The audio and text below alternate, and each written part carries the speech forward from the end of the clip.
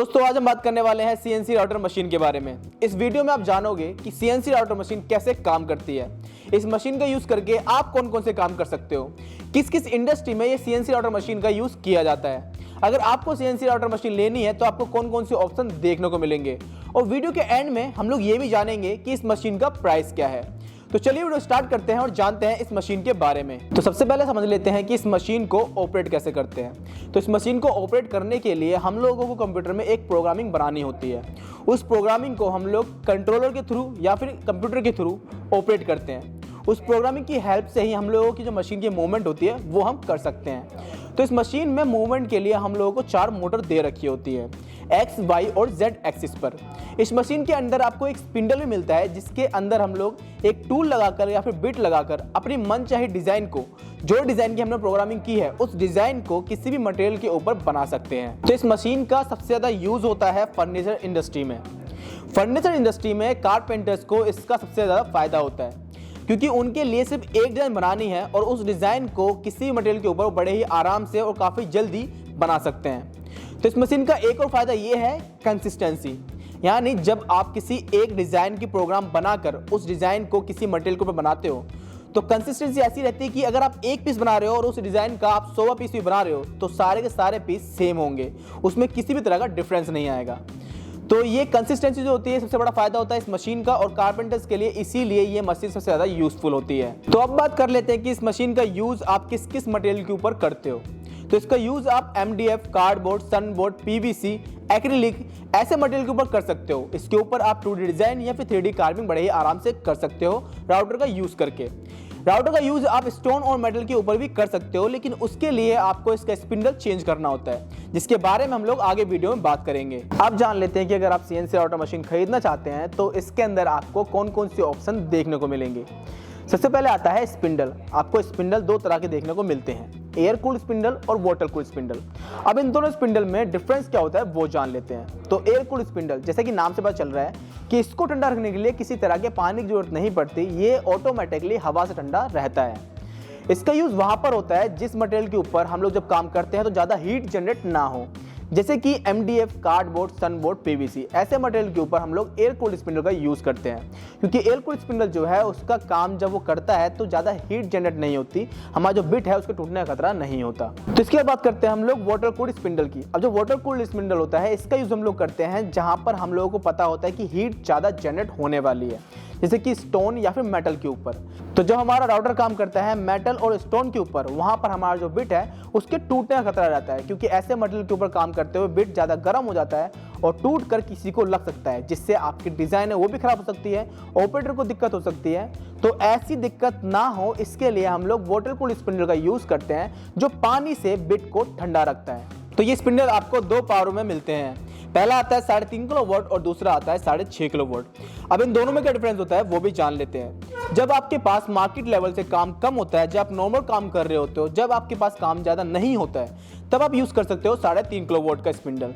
लेकिन जब आपके पास मार्केट लेवल से ज्यादा काम हो, जब आप हैवी वर्क कर रहे हो, तब आप यूज करते हो 6.5 किलोवाट स्पिंडल का। इससे क्या होता है कि आपको जो काम होता है वो भी जल्दी होता है, प्रोडक्शन ज्यादा फास्ट होता है, स्पीड ज्यादा बढ़ जाती है, आपका टाइम बहुत कम लगता है और जो आपका काम की क्वालिटी है वो भी बहुत ज्यादा अच्छी आती है। तो अगर आपके पास ज्यादा काम है तो आप 6.5 किलोवाट स्पिंडल का यूज कर सकते हो और काम ज्यादा नहीं है तो 3.5 किलोवाट का स्पिंडल यूज कर सकते हो। तो स्पिंडल के बाद बात करते हैं हम लोग मोटर्स की। तो CNC राउटर मशीन में आपको 3 तरह की मोटर देखने को मिलती है। पहले आती है स्टेपर मोटर, दूसरी आती है सर्वो मोटर और तीसरी आती है हाइब्रिड सर्वो मोटर। इन तीनों मोटर में से आप अपनी मर्जी से कोई भी मोटर इस मशीन के अंदर आप लगवा सकते हो, यानी कस्टमाइज करा सकते हो। इसके बाद बात करते हैं इस मशीन के कंट्रोलर की। तो कंट्रोल की बात करें तो पहला कंट्रोल मिलता है आपको NC स्टूडियो कंट्रोलर और दूसरा आता है ऑटो रिच का DSP कंट्रोलर। अब इन दोनों कंट्रोलर में क्या डिफरेंस होता है इसके बारे में हम लोग बात करते हैं। तो सबसे पहले बात करते हैं NC स्टूडियो कंट्रोलर की। तो इस कंट्रोलर से आप अपनी मशीन को कंट्रोल कर सकते हो, लेकिन ये जो कंट्रोलर होता है ये कंप्यूटर के अंदर लगता है और उसके बाद आप कंप्यूटर से अपनी मशीन की मूवमेंट को कंट्रोल करते हो। तो इसमें सिंपल सा होता है कि आपको एक कंप्यूटर चाहिए जिसके अंदर ये रिमोट लगेगा और उसके बाद आप अपनी मशीन को कंप्यूटर से ऑपरेट करोगे। लेकिन डीएसपी कंट्रोलर में ऐसा नहीं होता। रिच ऑटो का डीएसपी कंट्रोलर काम करता है किसी और तरीके से, यानी इसके अंदर आपको एक रिमोट की जरूरत होती है, ना कि कंप्यूटर की। आप सिंपली एक रिमोट से अपनी मशीन की मूवमेंट को कंट्रोल कर सकते हैं, लेकिन आपकी मशीन को चलाने के लिए, आपकी मशीन जो डिजाइन कट करेगी उसके लिए आपको कंप्यूटर की जरूरत होती है। यानी एक कंप्यूटर के अंदर पहले आप एक डिजाइन की प्रोग्रामिंग करते हो, उस प्रोग्रामिंग को आप एक पेन ड्राइव के अंदर इंपोर्ट करते हो। अब या तो आप पेन ड्राइव के अंदर इंपोर्ट कर सकते हो या फिर कंट्रोलर को सीधा कंप्यूटर से अटैच करके उस कंप्यूटर के अंदर उस प्रोग्रामिंग की फाइल को इंपोर्ट कर सकते हो। एक बार जो फाइल होती है वो इंपोर्ट हो जाए इस रिमोट के अंदर, उसके बाद आप मशीन को इस कंट्रोलर से ही ऑपरेट करते हो। तो ये छोटा सा डिफरेंस होता है इन दोनों कंट्रोलर में। आप अपनी मर्जी से कोई भी कंट्रोलर अपनी मर्जी से चूज कर सकते हो। तो इसके अलावा इस मशीन में आपको दो और ऑप्शन मिलते हैं मॉडिफिकेशन के। पहला आता है हेड मॉडिफिकेशन, यानी इस मशीन के अंदर आप अपनी मर्जी से अपने काम के अकॉर्डिंग, अपने स्पेस के अकॉर्डिंग हेड लगवा सकते हो, यानी स्पिंडल लगवा सकते हो। तो जो स्पिंडल होते हैं ये अपनी मर्जी से आप 1, 2, 3, 4 या 5 जितने मर्जी लगवा सकते हो। लेकिन ये जो मॉडिफिकेशन होती है ये एक स्पेसिफिक टाइम पे होती है, ये नॉर्मली नहीं होती है। इसके बाद आता है दूसरा मॉडिफिकेशन एटीसी। एटीसी मतलब ऑटोमेटिक टूल चेंजर। अब ये क्या होता है ये समझते हैं। तो जब हम लोग इस मशीन का यूज़ करके कोई भी डिज़ाइन बनाते हैं तो सबसे पहले उसकी प्रोग्रामिंग बनाते हैं। तो ऐसा नहीं होता कि किसी एक डिज़ाइन को बनाने के लिए हम लोग सिर्फ एक ही टूल से उस डिज़ाइन को बना देते हैं। इसके अंदर हम लोगों को कई टूल का यूज़ करना पड़ता है। यानी अगर आप एक कटिंग कर रहे हो, सिर्फ 2D कटिंग कर रहे हो, तो उसमें तो आपको एक टूल की जरूरत होती है, आप उससे 2D कटिंग कर सकते हो। लेकिन जब आप कोई भी कार्विंग वाले डिज़ाइन बना रहे हो तो आप एक टूल से नहीं कर सकते, आपको कई टूल का यूज़ करना पड़ता है। तो इसमें क्या करना होता है कि पहले हम लोग एक प्रोग्राम चलाते हैं, उस प्रोग्राम के बाद एक टूल चेंज करते हैं और टूल चेंज करने के बाद हम दूसरा प्रोग्राम चलाते हैं। इसी तरह से हम लोग तीसरा प्रोग्राम या चौथा प्रोग्राम चलाते रहते हैं, यानी मैनुअली हम लोग टूल को चेंज करते रहते हैं। तो इसमें एक्स्ट्रा टाइम लगता है, एक्स्ट्रा मेहनत लगती है। तो ऐसा ना करना पड़े इसके लिए हम लोग एटीसी का यूज़ करते हैं। अब एटीसी क्या होता है कि जब हम लोगों को एक प्रोग्राम बनाना होता है तो हम लोग उस प्रोग्राम के अंदर ही हमारा जो टूल चेंज करना है हमें वो प्रोग्राम भी सेट कर देते हैं। यानी एक सिंगल प्रोग्राम के अंदर हम लोगों को कौन सी डिज़ाइन बनानी है वो भी इंक्लूड होता है, कौन सा टूल यूज़ होगा वो भी इंक्लूड होता है। तो सारे टूल यूज़ करना है और जो भी प्रोग्राम चलना है उसका एक प्रोग्राम सेट करने के बाद हम लोग उस एक प्रोग्राम को चलाते हैं। तो एटीसी के अंदर वो सारे टूल लगे होते हैं और मशीन ऑटोमेटिकली अपना प्रोग्राम चलाती रहती है और अपना टूल को यूज़ करती रहती है। तो जो भी डिज़ाइन हमें बनानी है उसके अंदर ऑटोमेटिकली हम लोग टूल चेंज कर देते हैं। इसमें हम लोगों को मैनुअली टूल चेंज करने की जरूरत नहीं पड़ती है। एटीसी जो है ये आपका टाइम बचाता है, मेहनत बचाता है और जो आपका प्रोडक्टिविटी है उसको भी बढ़ाता है। तो ये सारी जानकारी थी इस सीएनसी राउटर मशीन की। लेकिन अब बात कर लेते हैं कि इस मशीन का यूज़ करके हम लोग क्या क्या चीज़ें बनाते हैं, किस किस इंडस्ट्री में इस मशीन का यूज़ होता है। तो सबसे ज़्यादा जो यूज़ होता है इस मशीन का वो होता है फर्नीचर इंडस्ट्री में, यानी डोर्स बनाने के लिए, सेल्फ बनाने के लिए, जो बेड होता है उसका हेड बनाने के लिए, बेड की साइड बनाने के लिए, या फिर जो डाइनिंग टेबल होती है वो बनाने के लिए, ऑफिस टेबल या फिर स्टडी टेबल, इस तरह के टेबल्स बनाने के लिए भी इस मशीन का यूज़ किया जाता है।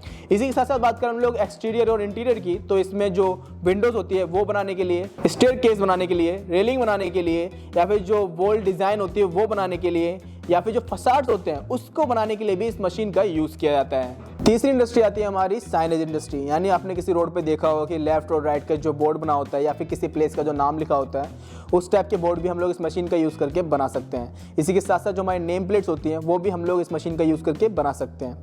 चौथी इंडस्ट्री आती है हमारी आर्ट एंड क्राफ्ट की इंडस्ट्री, जो हमारे वुडन ज्वेलरीज होती हैं उसको भी हम लोग सीएनसी राउटर मशीन का यूज़ करके बना सकते हैं। तो ये जो सारे इंडस्ट्री हैं इसमें हम लोग सीएनसी राउटर मशीन का यूज़ करते हैं। इसके बाद बात कर लेते हैं हम लोग कि इस मशीन का आखिर प्राइस क्या होगा।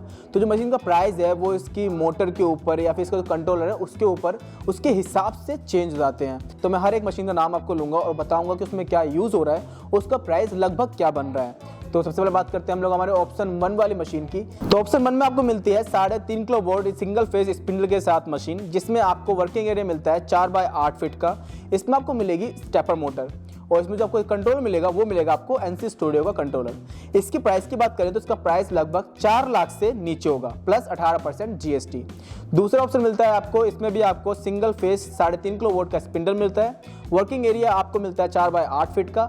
इसमें भी आपको स्टेपर मोटर मिलेगी, पर इसमें जो कंट्रोलर होगा वो मिलेगा आपको रिच ऑटो का डीएसपी कंट्रोलर। इसका प्राइस भी 4 लाख से नीचे ही रहेगा। तीसरा ऑप्शन हमारा आता है जिसमें आपको मिलता है 6.5 किलो वोल्ट का 3 फेज स्पिंडल। इसमें वर्किंग एरिया आपको मिलेगा 4x8 फीट का। इसमें आपको हाइब्रिड सर्वो मोटर मिलेगी और इसी के साथ साथ इसमें आपको जो कंट्रोलर मिलेगा वो मिलेगा आपको रिच ऑटो का डीएसपी कंट्रोलर। इसका जो प्राइस है, इसमें प्राइस आपको 4 लाख से ऊपर देखने को मिलता है, लेकिन जो प्राइस है वो 5 लाख से नीचे ही रहेगा। तो एग्जैक्ट प्राइस जानने के लिए स्क्रीन पे जो नंबर आ रहा है उस पर आप कॉल या मैसेज कर सकते हैं और हमारी टीम से कॉन्टैक्ट कर सकते हैं। बाकी ये सारी जानकारी थी सीएनसी राउटर मशीन के बारे में। अगर आपको और कुछ भी जानना हो तो आप कमेंट बॉक्स में पूछ सकते हैं या फिर जो स्क्रीन पे नंबर आ रहा है उस पर कॉल कर सकते हैं। अगर वीडियो अच्छी लगी हो तो वीडियो को लाइक कर देना और चैनल को सब्सक्राइब कर लेना इस तरह की और इन्फॉर्मेशन के लिए।